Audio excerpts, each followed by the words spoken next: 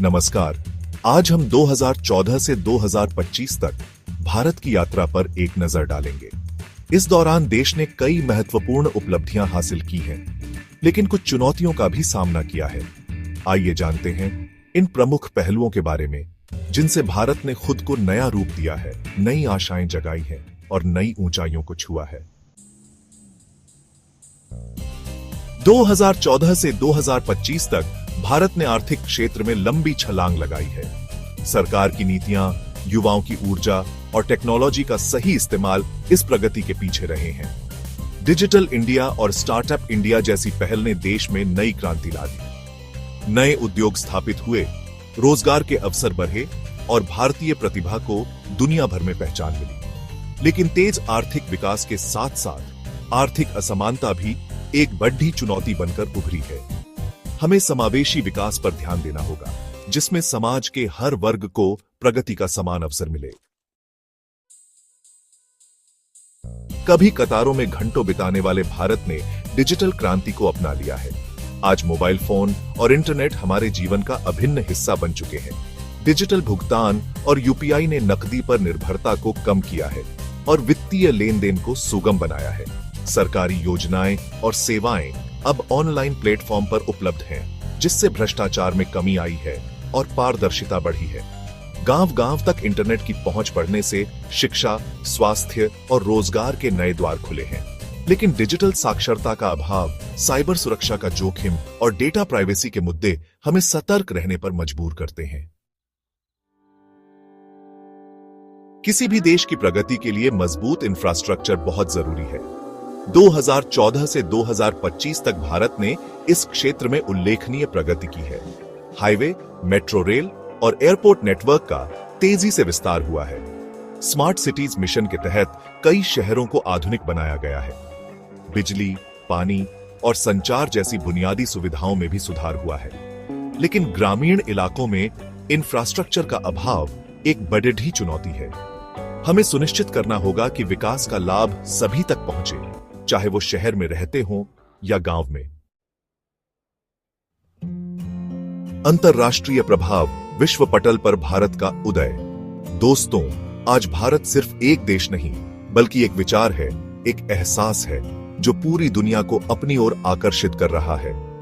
2014 से 2025 तक भारत का ग्लोबल स्तर पर प्रभाव बढ़ा है।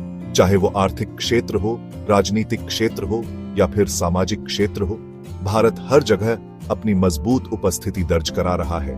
G20 अध्यक्षता और अन्य अंतर्राष्ट्रीय मंचों पर भारत ने नेतृत्व भूमिका निभाई है।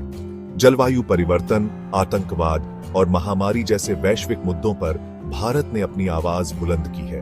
भारत की प्राचीन संस्कृति, विविधता और लोकतांत्रिक मूल्यों ने दुनिया को हमेशा से प्रभावित किया है। आज एक बार फिर से भारत अपनी खोई हुई प्रतिष्ठा को हासिल कर रहा है और विश्व गुरु बनने की ओर अग्रसर है।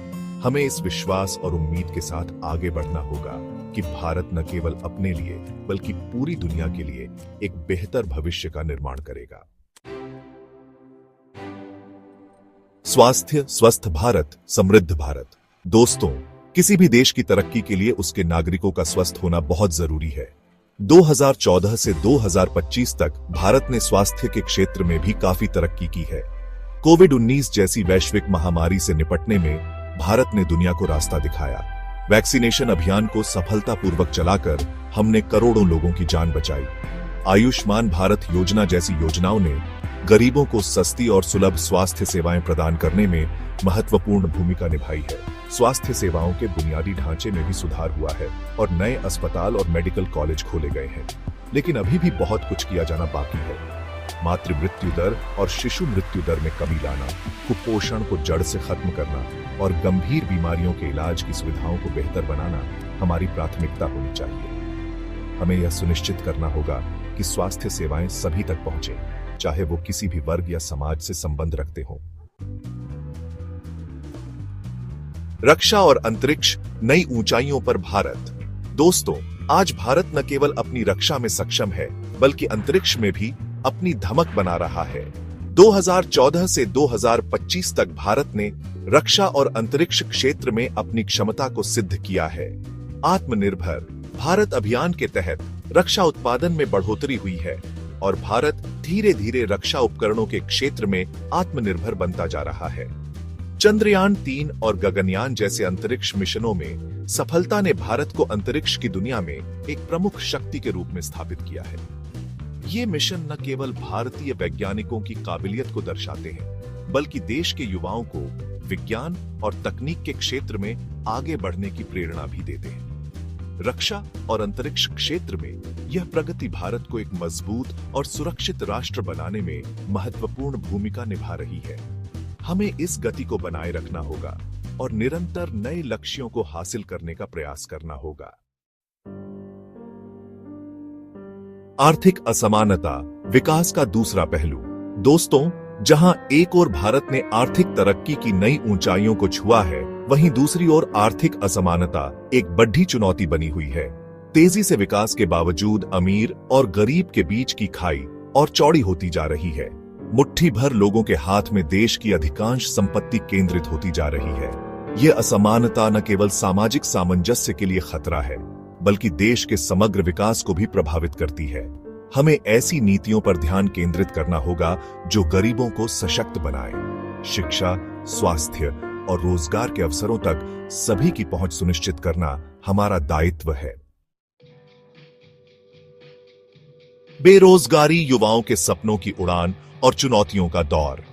दोस्तों, भारत एक युवा देश है और इस युवा शक्ति में असीम संभावनाएं हैं।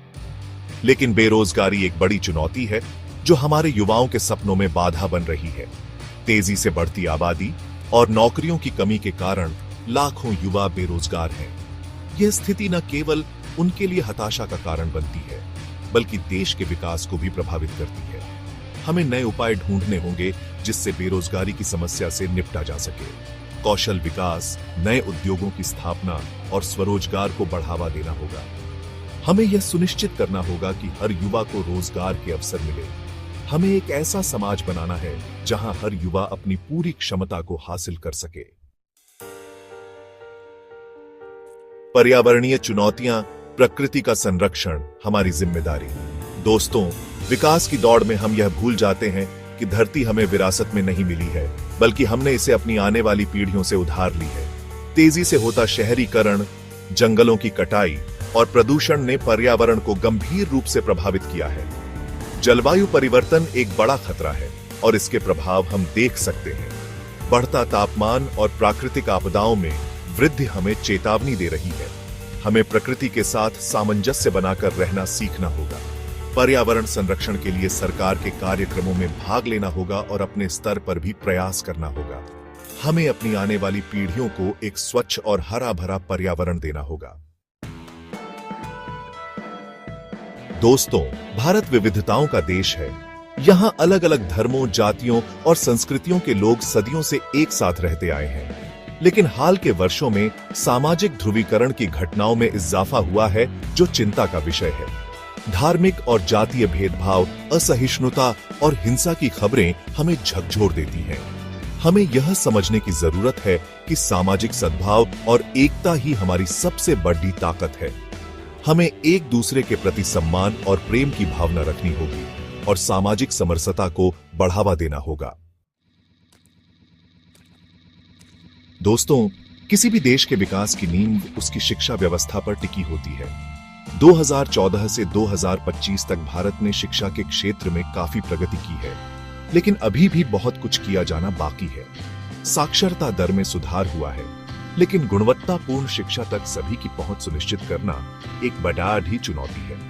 हमें अपनी शिक्षा व्यवस्था को ऐसा बनाना होगा जो न केवल ज्ञान प्रदान करे, बल्कि बच्चों को 21वीं सदी की चुनौतियों का सामना करने के लिए तैयार करे।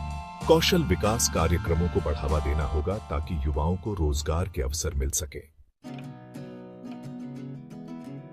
दोस्तों, भारत एक कृषि प्रधान देश है और हमारे किसान देश की रीढ़ है।